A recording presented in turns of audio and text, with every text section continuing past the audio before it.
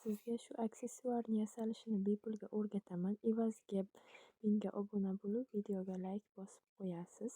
Bilaman, hech kim kurslarni qimmat narxga sotib olgisi kelmaydi. O'zim sizga o'rgatib qo'yaman.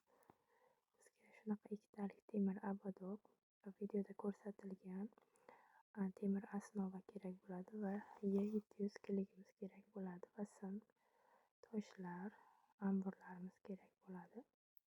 Obodogimizga kilik surib, ikkalasini simlab oldim va temir osnovamizni qotirib oldim sim yordamida. O'rtasiga esa metraj ko'zni yopishtirib olamiz.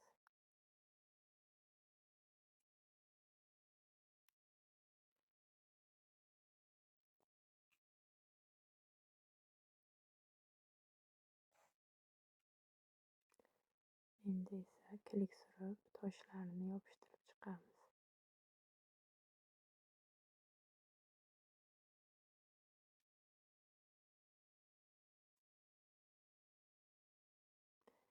Shu bilan diademamiz tayyor. Meni kuzatishda davom eting.